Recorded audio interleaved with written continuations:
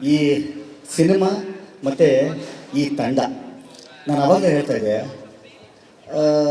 ಒಂದು ಥರದ positive vibe ಈ ತಂಡ ಮತ್ತು ಈ ಸಿನಿಮಾ ಎರಡೂ ಕೂಡ ನನಗೆ ಬಹಳಷ್ಟು ಹತ್ತಿರ ಆಗೋದೇನು ಅಂತಂತಂದರೆ, ನಿಮ್ಗೆ ಆ ವಾರ್ಮ್ನೆಸ್ ಇರುತ್ತೆ ಗೊತ್ತಾ, ವಾಮ್ತ್.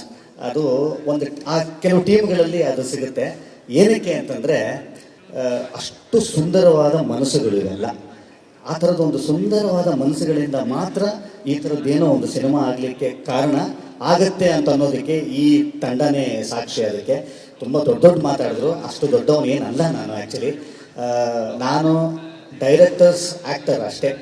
ಒಬ್ಬ ನಿರ್ದೇಶಕರು ಏನು ಹೇಳ್ತಾರೋ ಅದನ್ನು ಅಚ್ಚುಕಟ್ಟಾಗಿ ಮಾಡುವಂಥ ಪ್ರಯತ್ನದಲ್ಲಿರುವಂಥ ಕಲಾವಿದ ಅಷ್ಟೇ ನಾನು. ಇವತ್ತು ಶರಣ್ ಏನೇ ಆಗಿದ್ದಾನೆ ಅಂತಂದರೆ ಅಷ್ಟು ಜನ ನಿರ್ದೇಶಕರಿಗೆ ಸೇರಬೇಕಾದಂಥ ಕ್ರೆಡಿಟ್ಸ್, ಅದು ಅಷ್ಟಕ್ಕೆ ಮಾತ್ರ ಇಲ್ಲಿದ್ದೀನಿ. ತುಂಬ ದೊಡ್ಡ ದೊಡ್ಡ ಮಾತುಗಳದು. ಯಾಕಂದರೆ ಈ ಥರದ ತಂಡ ಇದ್ದಾಗ ಮಾತ್ರ ಈ ಥರದೊಬ್ಬ ಕಲಾವಿದ ಗುರುತಿಸೋದಕ್ಕೆ ಸಾಧ್ಯ, ಗುರುತಿಸ್ಕೊಳ್ಳಿಕ್ಕೆ ಸಾಧ್ಯವಾಗುತ್ತೆ. ಎರಡನೇ ಭಾಗ ಆಗ್ತಾ ಇದೆ ಅಂತ ಅನ್ನೋದಾದರೆ, ಇದು ನೀವೆಲ್ಲರೂ ಏನು ಖುಷಿ ಪಡ್ತಾ ಇದ್ದೀರೋ ಇದಕ್ಕಿಂತ ಹೆಚ್ಚು ಖುಷಿ ಪಡ್ತಾ ಇರೋವಂಥ ಇನ್ನೊಬ್ಬ ನಾನು.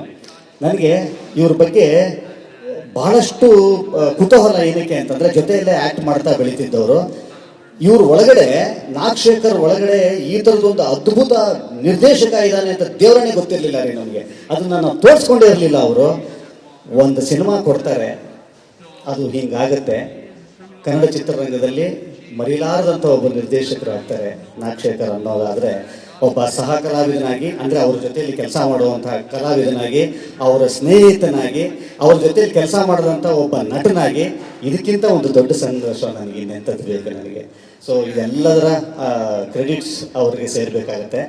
ಇನ್ನು ಕಿಟ್ಟಿ ಸರ್, ಅವ್ರ ಜೊತೆಲಿ ಹಲವಾರು ಸಿನಿಮಾಗಳು ನಾನು ಕ್ಯಾರೆಕ್ಟರ್ ಆಗಿ ಕೆಲಸ ಮಾಡಿದ್ದೀನಿ.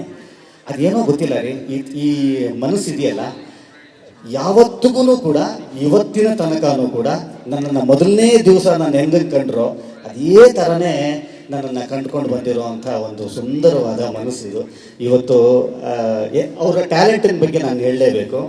ಒಬ್ಬ ಕಲಾವಿದನಾಗಿ ಅಸೂಹೆ ಬರುವಷ್ಟು ಟ್ಯಾಲೆಂಟೆಡ್ ಕಲಾವಿದರವರು. ಒಬ್ಬ ಕಲಾವಿದನಿಗೆ ಅಯ್ಯೋ ಗುರು, ನನ್ನ ಕೈಲಾಗಲ್ವೇ ಈ ಥರದ್ದು ಅನ್ನೋವಂಥದ್ದು. ಇದು ಒಂದು ಸ್ಟೇಜ್ಗೋಸ್ಕರ ಇವತ್ತು ನಿಮ್ಮಲ್ಲೆಲ್ಲ ಮೆಚ್ಚೋದಕ್ಕೋಸ್ಕರ ಮಾತಾಡ್ತಿರುವಂಥದ್ದಲ್ಲ, ಇಲ್ಲಿಂದ ಬರ್ತಾ ಇರುವಂಥ ಮಾತಿದು.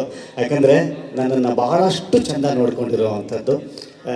ಈ ಟೀಮ್ನಲ್ಲಿ ಎಲ್ಲರೂ ಕೂಡ ಪ್ರತಿಯೊಬ್ಬರೂ ನಾನು ಕಂಡು ಬಂದಿದ್ದು ಈ ಸಿನಿಮಾದ ಸಕ್ಸಸ್ ಇಲ್ಲ ಸರ್, ನನಗೂ ಗೊತ್ತಿರೋ ಹಾಗೆ ಇಲ್ಲಿ ಯಾರೊಬ್ಬರೂ ಕೂಡ ಪ್ರತ್ಯೇಕವಾಗಿ ಕೆಲಸ ಮಾಡಲ್ಲ ರೀ, ಒಂದು ಟೀಮಾಗಿ ಕೆಲಸ ಮಾಡ್ತಾರೆ.